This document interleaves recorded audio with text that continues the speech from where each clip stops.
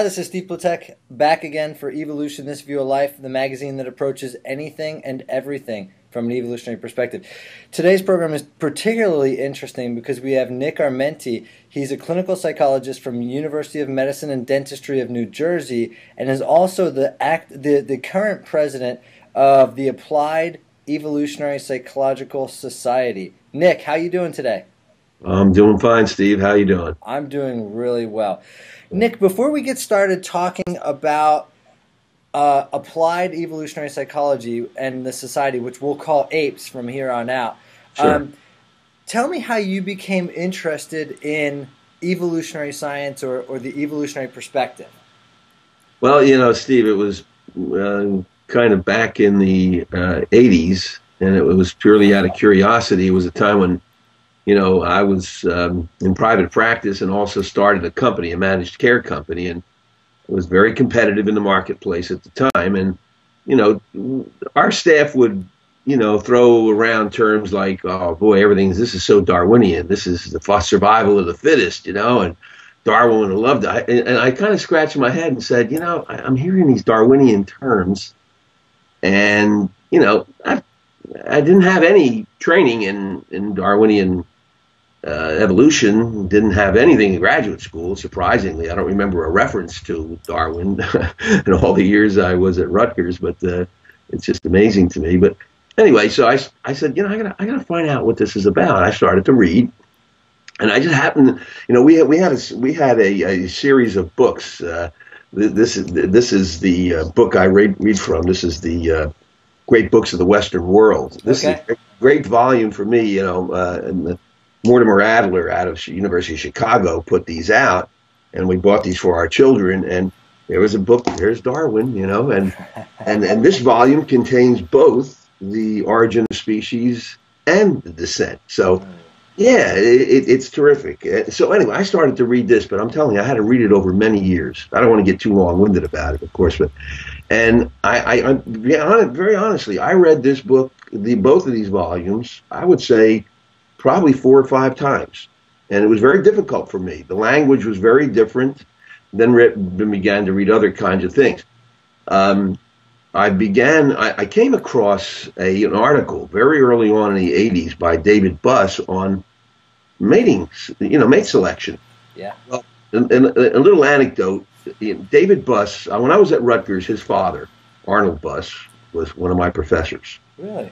Yeah, and David was a young kid, and I worked in the Center of Alcohol Studies, where I did my dissertation and research on alcohol, the effects of alcohol on memory and motor activity. And David would be in the lab.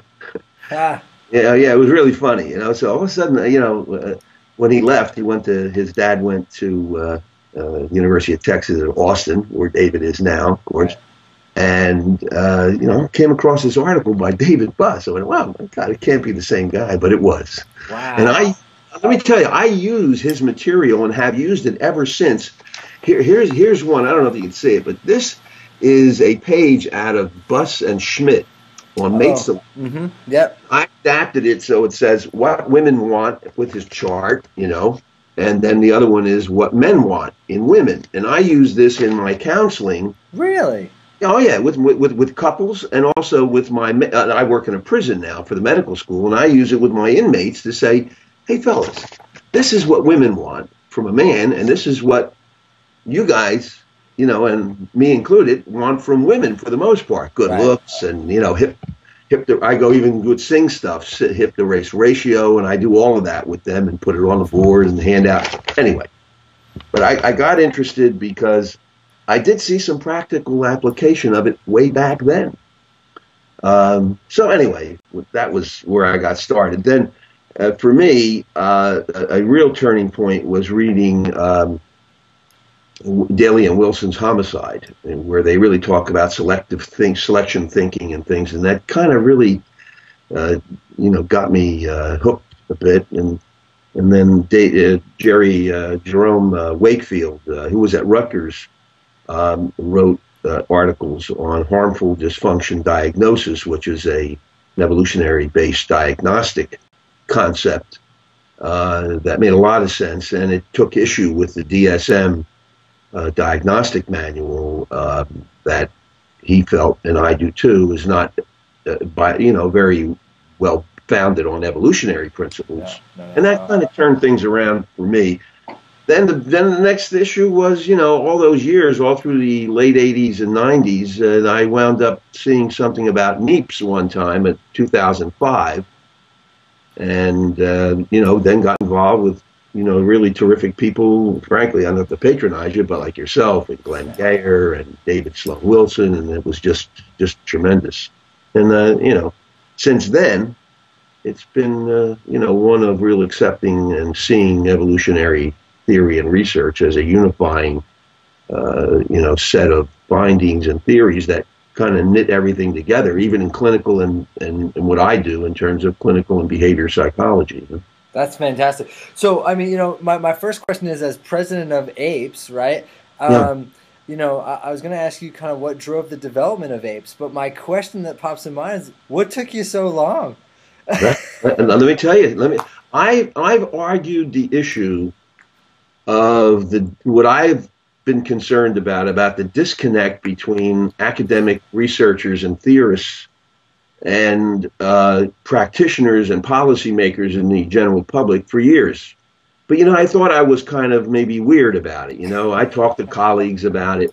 And I'll be very honest with you. What took so long, not that I didn't say it before, to even academics and researchers, why don't you guys, translate your findings and theories into practical things? I have to read your stuff and tease out of it what, for me, becomes useful. I mean, even like David Buss's article there, he didn't say, hey, this is written for clinical psychologists, use it.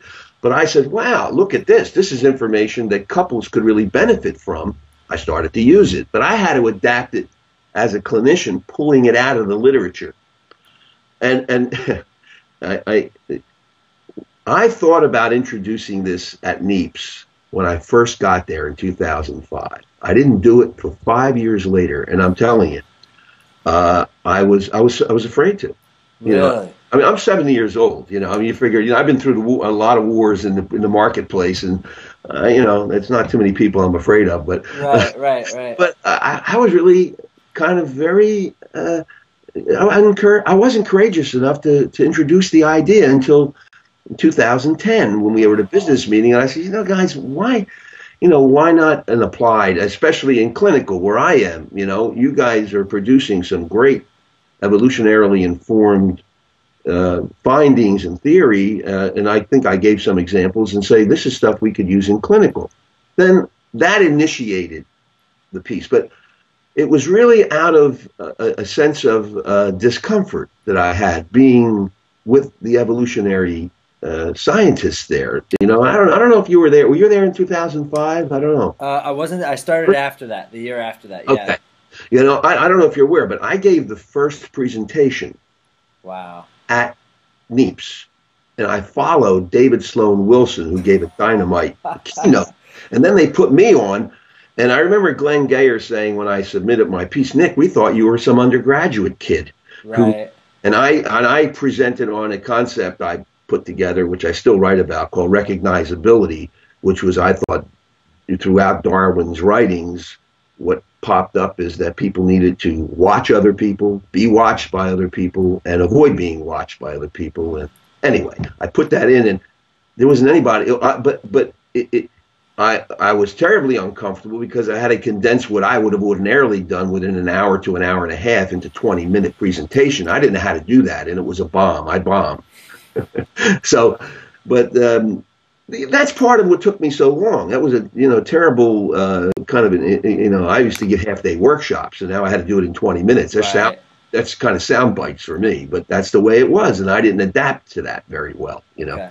But I've seen you present since then, and you certainly have adapted over the 5 years, 10 or 7 years since. Well, I think the last couple of years it's been better for me. I've learned to adjust to the local environment, and hopefully it was adaptive. Yeah. So when you, I mean, what were we kind of have an idea of what the environment for you driving this apes or society. What was the academic environment? In other words, when you proposed this idea in 2010, What was the reception of this idea like? And I mean, at this point, it's a full-blown society going 501c, and yeah, I mean, that's very impressive. And so, you know, I'd like to drive your membership up, and I'd like to see this become really an important society. So, you know, how was it received? Because I know the Neepsters, they're pretty friendly, but the idea of applying evolutionary psychology has been something in the populace as being very challenging, and oftentimes it's misconstrued as misogynistic and that sort of thing. Right, well, that's true. Well, the initial reaction was kind of, you know, gee, that's an interesting idea, kind of what I call a passive support for it, you know, not jumped on it, except for a couple of young people, I have to say, and I want to mention those people like, you know, Thomas Hirschman and Alice Andrews really helped in the beginning very, very much. Brian Mayer and Nando Pelusi, also one of the other handful of practitioners who attends NEEPS. And then it kind of went flat. It was funny because I then proposed a book. Okay.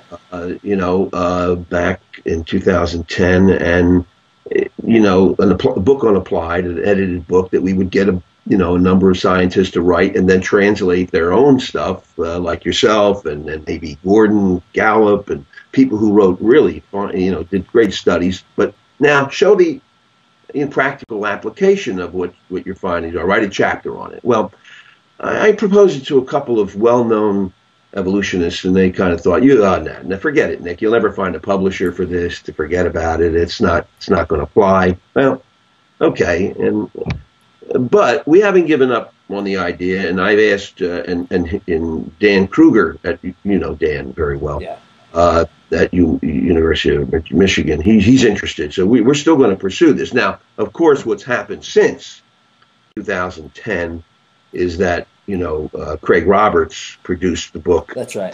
I have it here. Craig produced the Evolutionary Psychology, Applied Evolutionary Psychology, a dynamite book. Okay. And maybe later you could, if you want, I could comment on it. But, so others have kind of jumped on this and made it happen. So there is a movement. I feel like there's a movement. But with the apes issue, I initially began with the idea of, in the clinical mental health area, but it's talking to these young, evolutionists, like names of which I've mentioned. They said, Nick, why don't we expand this into all areas, business and environmental science, et cetera, et cetera.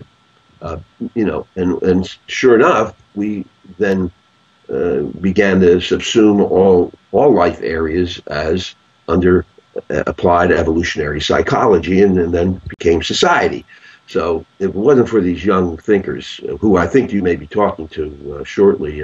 Tomorrow, in fact. Yeah, right. I think you're going to get a real sense for some real dynamite thinking.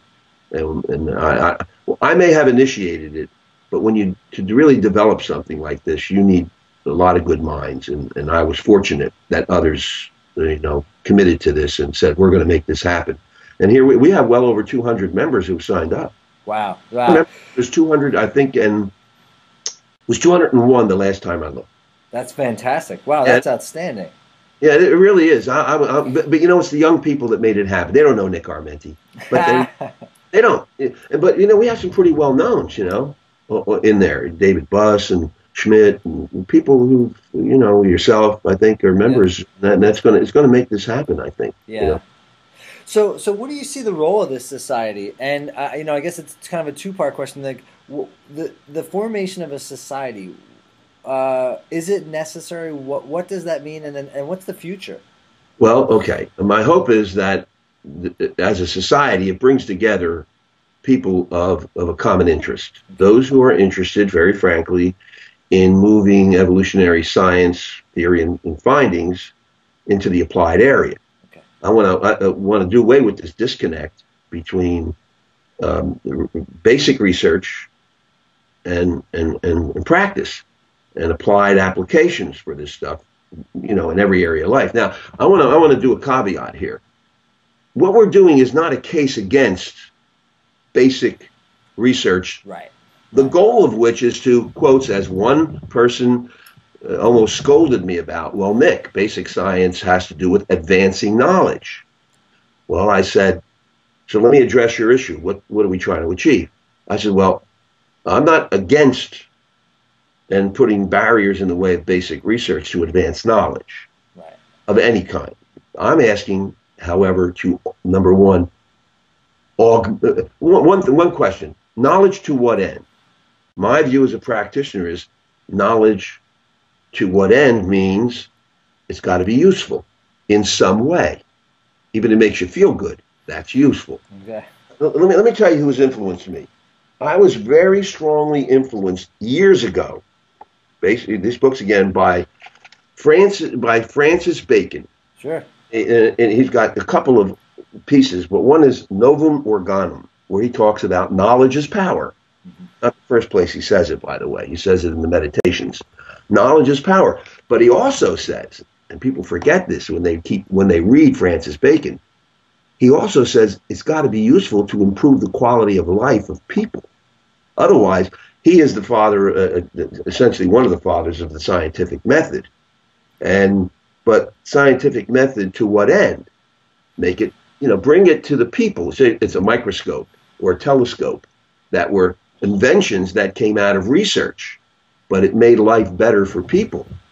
Okay, so I'm hoping, number one, to augment, have researchers augment their findings by considering their practical applications, to the point, Steve, where I would recommend strongly that where it's appropriate, research articles and theoretical papers end with a section that says, and here are the practical implications of what I've just said, or there aren't any, and say that.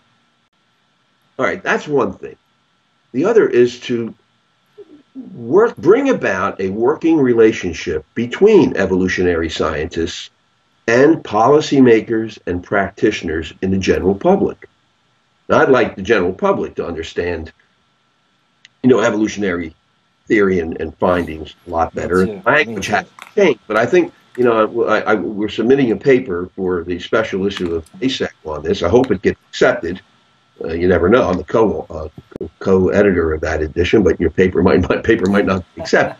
And I understand that it's peer review, and that's an important process. But so those are the two things.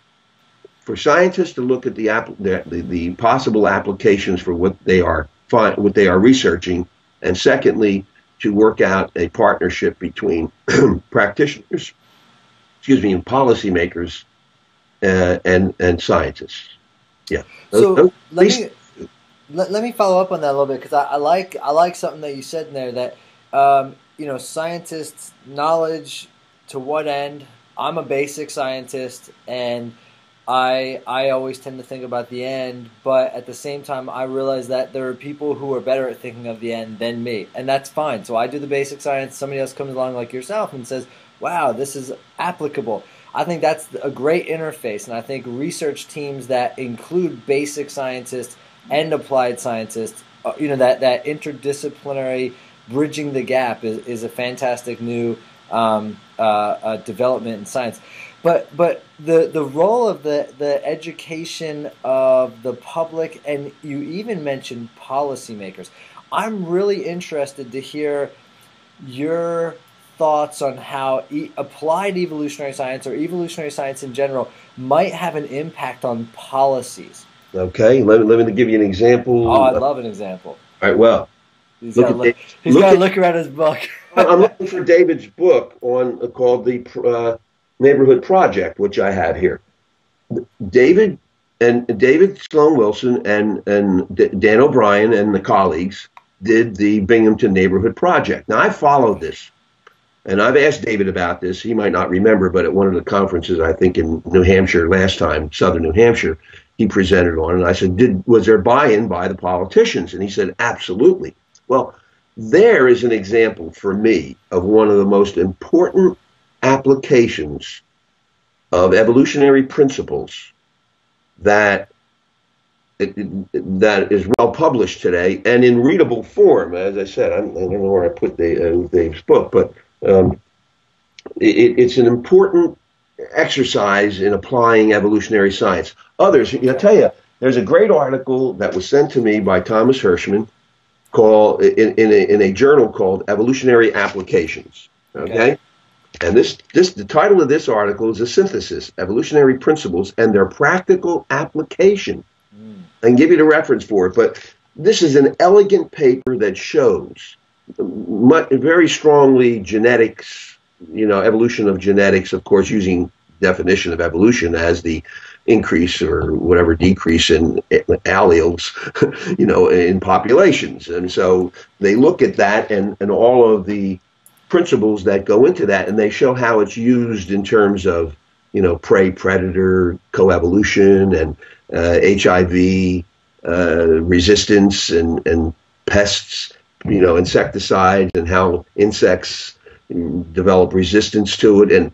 And just fascinating things like, in a drug, bacteria, certain germs will develop a resistance to a drug. Well, what you have to do, don't use one drug. You got to use many drugs simultaneously, right? And they can't figure it out, and then they won't evolve to develop in the arms race with us. You have to outsmart the bug. Those are the kind of things. But I mean, even in clinical, I have many applications in clinical. Gordon stuff that he's done with Becky Birch on violence, and as I said, Bus's stuff on mate selection. I use all of that as practical stuff, evolutionarily based, to better inform people I work with. But what about policymakers? I mean, is APES going to become a lobbying group for evolution? I kind of see David Sloan Wilson's book Evolution for Everyone as one of these landmark books, like The Selfish Gene, like some of the work by Simon Baron-Cohen, etc. Bringing evolution to the masses, right? Like, let's not be so daft anymore and think that evolution doesn't work on humans. A clever book that I read was called The 10,000 Year Explosion, about how humans have been evolving so rapidly to agricultural changes. So for me, in my application of evolutionary psychology, it deals with nutrition and exercise, and our policy. I mean, our outreach to policy has been a grassroots movement to try and get people to be aware of what's happening to food and how it's evolutionarily bastardized. And you'd be healthier if you were to avoid what the government, quote unquote, is doing to our food. So, I mean, is that what you mean by hitting the policymakers, trying to make social, beneficial change for humanity and the globe? Yes. I know another young fella, kind of was critical of me. Well, what are you trying to say, that we should now, try to change the world here? And I said, well, in a small sense, yes. Again, knowledge to what end? Yeah. I say it has to have utility value and solve problems in living to enhance the quality of life of people on this planet. So, yes, it has to get to government. Look, there's an interesting book, old book called Preface to Democracy, and it talks about Madisonian democracy. And one of the first premises that this author points out, Dale, D-A-H-L, is that Madison says the following. First hypothesis: if people do not have external checks on them, they are going to be prone to tyrannize other people. People have to be watched. Now, if you look at the literature on evolutionary policing, okay, there is a whole system that I translate because of what I mentioned before, recognizability. People have to watch other people, be watched by other people, and then essentially coevolutionarily they avoid through camouflage, mimicry, all kinds of things, deception, to avoid being watched when they think they're going to be harmed. Okay. Right. So, democracy, I feel, has really adopted the principles of evolution, but we're going to have to back into it. So I think we need to inform policymakers, even at the governmental level. We need to inform policymakers at the healthcare level. And I don't think it's going to be accepted, that is evolutionary thinking and science is going to be accepted by these folks unless we really show that it has practical application. They're not going to listen to it. They just want to know, okay, thanks, Doc, for the theory, but how is this going to help me, control crime? How's this going to help me, develop a better drug? How's it going to help me, with population control, whatever it might be? And I think evolutionary science has answers to many of those questions. Yeah, I mean, it's been answering those questions in other species for hundreds of millions of years. Yeah. So do you, I mean, yeah, you said you don't think that they're going to accept it unless we show evidence of the practical applicability. That's I think you're spot on. But in this country in particular, especially where I'm at in the Deep South, the acceptance of evolution as being true is troubling. And in politics, there is an acceptance of sort of the religious opposite. I wonder if you could comment a little bit on that.